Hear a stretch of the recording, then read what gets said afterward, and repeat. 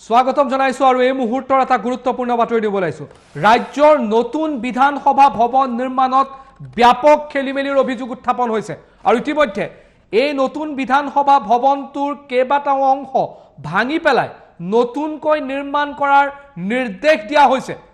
প্ৰাক্তন প্ৰয়াত মুখ্যমন্ত্ৰী তৰুণ গগৈৰ শাসনকালত এই নতুন বিধানসভা ভৱনৰ নিৰ্মাণ কাৰ্য আৰম্ভ হৈছিল আৰু বিগত চৰকাৰৰ দিনত চলিত বৰ্ষৰ ফেব্ৰুৱাৰী মাহত এদিনৰ বাবে নতুন বিধানসভা ভৱনত অধিৱেশনো অনুষ্ঠিত হৈছিল কিন্তু এতিয়া এই নতুন বিধানসভা ভৱনৰ নিৰ্মাণত ব্যাপক খেলিমেলিৰ অভিযোগ উত্থাপন হৈছে আৰু স্বয়ং বিধানসভাৰ অধ্যক্ষ বিশ্বজিৎ দৈমাৰীয়ে এই কথা প্ৰকাশ কৰিছে যে এই যি নিৰ্মাণ আছিল এই নিৰ্মাণটো বহু অংশ নতুনকৈ নিৰ্মাণ কৰিবলৈ দিয়া হৈছে বহু কাৰিকৰী বিজুতি আছিল বুলিও বা খেলিমেলি আছিল বুলি অভিযোগ উত্থাপন হৈছে আৰু স্বয়ং বিধানসভা অধ্যক্ষৰ ফালৰ পৰা এই মন্তব্য কৰা হৈছে এই মুহূৰ্তৰ সকলোতকৈ ডাঙৰ খবৰটো আমি টাইম 8 ৰ দৰ্শকসকললৈ আগবঢ়াইছো নতুন বিধানসভা ভৱন নিৰ্মাণত ব্যাপক খেলিমেলিৰ অভিযোগ উত্থাপন হৈছে নতুন বিধানসভা ভৱনৰ নিৰ্মাণত ভাঙি পেলোৱা হৈছে নতুন বিধানসভা ভৱনৰ বহু অংশ প্ৰাককলনৰ অনুসৰি কাম নোহোৱাৰ অভিযোগ উত্থাপন হৈছে নতুনকৈ নিৰ্মাণ কৰাৰ নিৰ্দেশ দিয়া হৈছে বিধানসভা ভৱনটো নতুনকৈ নিৰ্মাণ কৰাৰ নিৰ্দেশ দিয়া হৈছে চলিত বৰ্ষৰ ফেব্ৰুৱাৰী মাহত এদিনৰ বাবে অনুষ্ঠিত হৈছিল প্ৰাক্তন বিধানসভাৰ অধ্যক্ষ হিতেন গোস্বামীয়ে উদ্বোধন কৰিছিল এই নতুন বিধানসভা ভৱন প্ৰয়াত প্ৰাক্তন মুখ্যমন্ত্ৰী তৰুণ গগৈৰ কাৰ্যকালত নিৰ্মাণ কাৰ্য আৰম্ভ হৈছিল কিন্তু 10 বছৰো সম্পূৰ্ণ হোৱা নাছিল নিৰ্মাণ কাৰ্য আৰু এতিয়া এই নতুন বিধানসভা ভৱন নিৰ্মাণত ব্যাপক খেলিমেলি অভিযোগ উত্থাপন হৈছে আৰু এই কথা স্বয়ং প্ৰকাশ কৰিছে বিধানসভাৰ অধ্যক্ষ বিশ্বজিৎ দৈমাৰীৰ ফালৰ পৰা এই কথা কোৱা হৈছে আৰু এই মুহূৰ্তৰ সকলোতকৈ ডাঙৰ খবৰ আৰু আমি আপোনালোকক এয়া এক্সক্লুসিভ দৃশ্যাংশ দেখুৱাই আছো নতুন বিধানসভা ভৱনৰ ভিতৰৰ দৃশ্যাংশ যে সম্পূৰ্ণৰূপে ভাঙি পেলোৱা হৈছে যি মূল প্ৰৱেশ পথ আছিলে সেই মূল প্ৰৱেশ পথ ভাঙি পেলোৱা হৈছে এয়া বিধানসভা ভৱনৰ ভিতৰৰ অংশ য'ত অধিৱেশন হয় এই ভৱনটোতে চলিত বৰ্ষৰ ফেব্ৰুৱাৰী মাহত অৰ্থাৎ নিৰ্বাচনৰ প্ৰাকখনত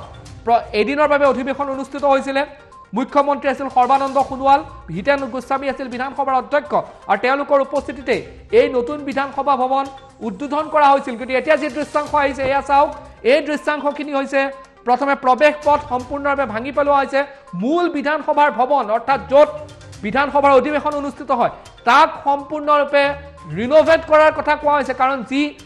নক্সা আছিল বা যি ধৰণে কাম কাজ হ'ব লাগিছিল সেই কাম কাজ নোহোৱাৰ অভিযোগ উত্থাপন হৈছে আৰু আমি আপোনালোকক এক্সক্লুসিভ দৃশ্যাংশ দেখুৱাই আছো বিধানসভা ভৱনৰ ভিতৰত য'ত সম্পূৰ্ণৰূপে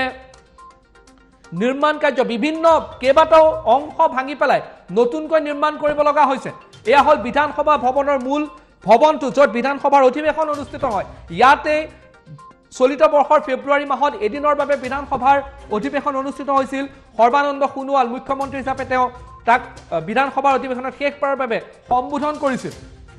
আৰু এই বিধানসভা ভৱনৰ এতিয়া নিৰ্মাণত ব্যাপক খেলিমেলিৰ অভিযোগ উত্থাপন হৈছে আমাৰ হাতত মন্তব্য এই মুহূৰ্তত আহি পৰিছে বিধানসভাৰ অধ্যক্ষৰ বিশ্বজিৎ দৈমাৰীয়ে এই প্ৰসংগত কি মন্তব্য কৰিলে মন্তব্য আগবঢ়াইছো যে বহুত সলনি কৰিব লগা হ'ল তাৰমানে আগতে কিবা পৰিকল্পনাত ভুল আছিল নেকি গোটেই নক্সাটোত আচলতে হয় তাত মানে কিছুমান ডিজাইনবিলাক অলপমান কিবা আছিলে আৰু সেইটোৰ কাৰণে বহু ক্ষেত্ৰত অলপ চাল চলনি কৰিবলগীয়া হৈছে পুৰণা হৈ গ'ল 10 বছৰৰ সেইটো আগৰ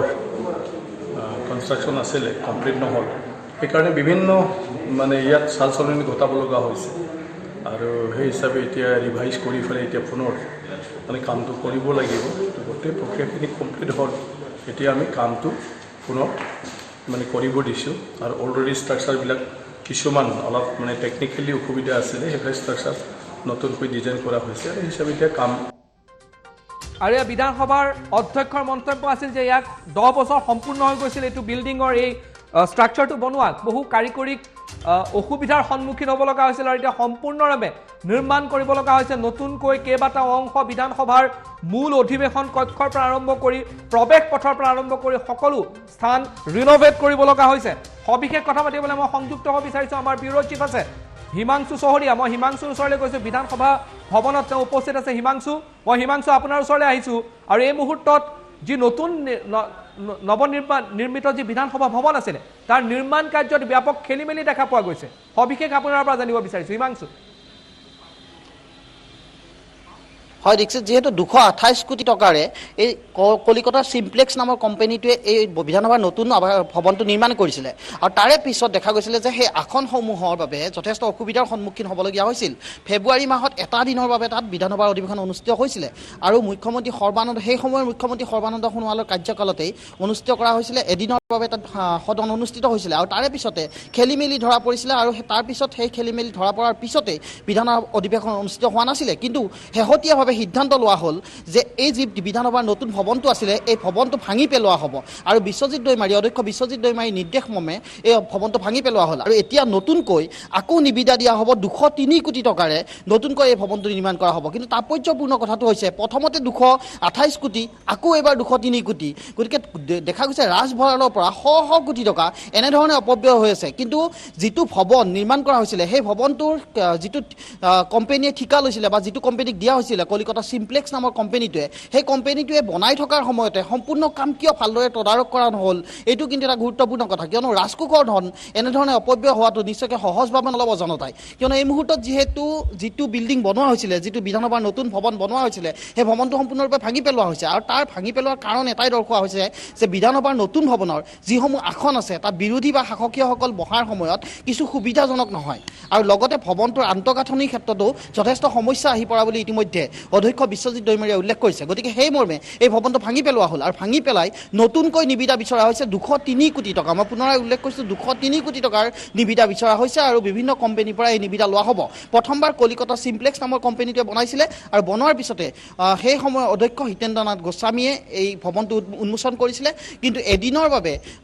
তাত সদন অনুষ্ঠিত হোৱাৰ পিছতে দুৰ্ভাগ্যজনকভাৱে যিহেতু আন্তঃগাঁথনি খেলিমেলি গতিকে ভৱনটোত কামত অহা নাছিলে আৰু প্ৰায় 10টা বছৰৰ বেছি হ'ল যিহেতু 2009 চনতে হৈছিলে আৰম্ভ এতিয়া বৰ্তমান যিহেতু 2021 চন প্ৰায় 12টা বছৰ হ'ব 12টা বা 11টা বছৰ হ'ব এই 11 বছৰে কিন্তু এই ভৱনটোৰ কাম সম্পূৰ্ণ হৈ নুঠিল আৰু শেহতীয়াভাৱে ভৱনটো ভাঙি পেলোৱাৰ সিদ্ধান্ত গ্ৰহণ কৰা হ'ল আৰু ভৱনটো ভাঙি পেলোৱাৰ সিদ্ধান্ত গ্ৰহণৰ পিছত এটা কথা কিন্তু স্পষ্ট হৈ উঠিছে যে ৰাজকোষৰ ধন কিন্তু যথেষ্ট অপব্যয় হৈছে শ কোটি টকা অপব্যয় হ'ল প্ৰথমতে 228 কোটি আৰু এতিয়া আকৌ পুনৰাই নিবিদাই লোৱা হ'ব 203 কোটি টকাৰ গতিকে গোটেই বিষয়টো চালিজাৰি চাই যিটো কোম্পানীক কামটো দিয়া হৈছিলে তেওঁলোকে যিহেতু 228 কোটি টকাৰ নিবিদা লাভ কৰিছিলে গতিকে সেই নিশ্চয়কৈ সেই টকা তেওঁলোকক পৰিশোধ কৰা হৈ গৈছে বা গোটেই টকা নহ'লেও আংশিকভাৱে হ'লেও টকা পৰিশোধ কৰা হৈ গৈছে এতিয়া নতুনকৈ আকৌ 203 কোটি টকাৰ নিবিদা বিচৰা হৈছে গতিকে গোটেই বিষয়টো কিন্তু যথেষ্ট ক'বলৈ গ'লে বিৰোধী পক্ষই কিন্তু যথেষ্ট সমালোচনাৰ কৰা কিন্তু থল আছে দীক্ষিত হয় ধন্যবাদ জনাইছোঁ হিমাংশু আৰু সবিশেষ তথ্য আপুনি জনালে আৰু এই মুহূৰ্তত যদি চোৱা যায় তেতিয়াহ'লে নতুন বিধানসভা ভৱনত নিৰ্মাণত ব্যাপক খেলিমেলি এতিয়া সম্পূৰ্ণকৈ নিৰ্মাণৰ বাবে নতুনকৈ নিবিদা দিয়া হ'ব প্ৰায় 200 কোটিতকৈ অধিক টকাৰ নতুনকৈ নিবিদা দিয়া হৈছে বিচাৰা হৈছে কোনে ভালদৰে বনাব পাৰিব কিন্তু ইতিমধ্যে প্ৰায় 250 কোটিতকৈ অধিক টকা ব্যয় কৰা হৈছিল এই ভৱনটো নিৰ্মাণত আৰু বিগত সময়ছোৱাত এই নিৰ্মাণত ব্যাপক খেলিমেলি দেখা পোৱা গৈছে আৰু তাৰ বাবে এতিয়া নতুনকৈ নিবিদা দিয়া হৈছে বিধানসভা ভৱন নিৰ্মাণৰ বাবে আৰু প্ৰায় 200 কোটিতকৈ অধিক টকাৰ নিবিদা বৰ্তমান দিয়া হৈছে আৰু এই ব্যাপক খেলিমেলিৰ বাবে দোষী কোন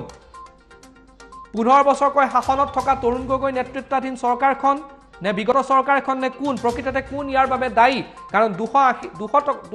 200 কোটি টকাতকৈ অধিক টকাৰ প্ৰয়োজন হ'ব এতিয়া এই নতুনকৈ ভৱনটো নিৰ্মাণৰ বাবে শেষত পুনৰবাৰ বিশ্বজিৎ দৈমাৰী বিধানসভাৰ অধ্যক্ষ এই নিৰ্মাণ প্ৰসংগত কি মন্তব্য কৰিলে আগবঢ়াইছোঁ ষ্ট্ৰাকচাৰ যে বহুত সলনি কৰিব লগা হ'ল তাৰমানে আগতে কিবা পৰিকল্পনাত ভুল আছিল নেকি গোটেই নক্সাটোত আচলতে হয় তাত মানে কিছুমান মানে ডিজাইনবিলাক অলপমান কিবা আছিলে আৰু সেইটোৰ কাৰণে বহু ক্ষেত্ৰত অলপ চাল চলনি কৰিবলগীয়া হৈছে পুৰাণা হৈ গ'ল 10 বছৰৰ যিটো আগৰ কনষ্ট্ৰাকশ্যন আছিলে কমপ্লিট নহ'ল